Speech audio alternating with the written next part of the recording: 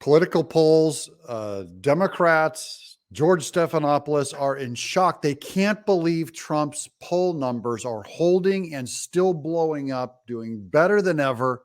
Why is Trump continuing to poll so well and even getting better? In spite of all of these criminal indictments, it's not working. I'm Doug. This is Doug in Exile. And I just came back from a little vacation. I spent Labor Day weekend with my 5 best friends since 1984. We were out in Shawnee, Kansas, and I drove all the way back yesterday, and I didn't do a lick of work while I was off. So I'm politically, I have to get back into it. And so the first thing I do is I go into the polls and where is Trump at for the election? Yeah, I think it confirms a trend that we've been seeing really over the past year, that Trump is running away with the GOP nomination at this point. Let's get into some of these numbers because Trump, that is the news. Remember, the only person threatening him is Ron DeSantis. There's never been another threat. Only DeSantis is the only one who ever had a chance. Ron DeSantis had a stronger run of 24% back in April. So he's lost, his support is cut in half.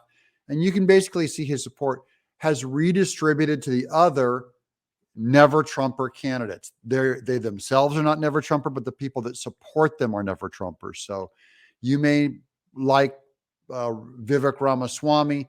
You can just basically add them all up. And let's pretend that all of them dropped out and all of their numbers went to DeSantis, right? So you have Nikki Haley's 8%, Vivek Ramaswamy's 5%. You have Chris Christie's 3%. That's 16% already, 17, 18, 19, 20, 20, 21. Basically, you had 22% to DeSantis. You have 35% max for DeSantis. That's if everyone else went out. And let's pretend that those are all never Trumper people and they all went to DeSantis because let's say that's another guy who is for never Trumpers. 35% versus Trump's 59%. They can't catch him. No one can catch him.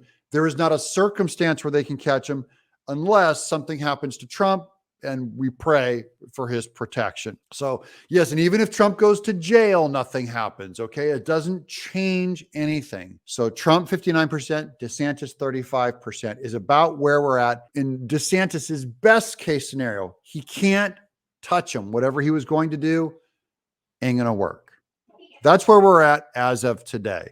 Trump is the candidate. He has a problem in the general election, though. And a recent AP poll found that while more than 70% of Republican voters said that they would support Trump in another election, 53% of overall American voters, including independents, including suburban women, said that they definitely would not support Trump again. That's his problem, is he's doing great in the primary. He's going to be the candidate.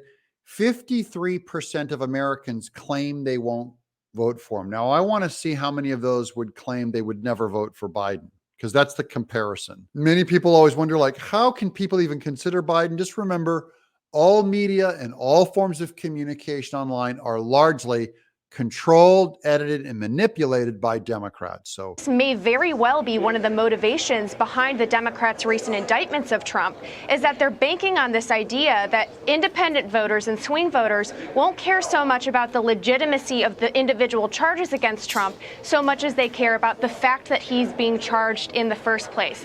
So the goal may very well be to make him unelectable in a general election. They're going to try it, and it may work. I mean, media is the only way that you hear about stuff, and they just want you to see that Trump is being criminally indicted, and your average low information voter, which is most people. Look, 95% of the people in America do not watch the news every day, are not hanging on the edge of their seat. They only know that they're paying 5 times more for eggs and gasoline. So Trump has a small problem. He has about 5 points to make up for. What's the path for the DeSantis camp? They were at 24 in April. Now it shows them at 13. Some of their super PACs are pulling money out of states. Ron DeSantis is losing money now from his donors. And I love the guy. Remember, this is what's great. This is how you guys know you can trust my news, is I'm extremely for Ron DeSantis. I could easily vote for him.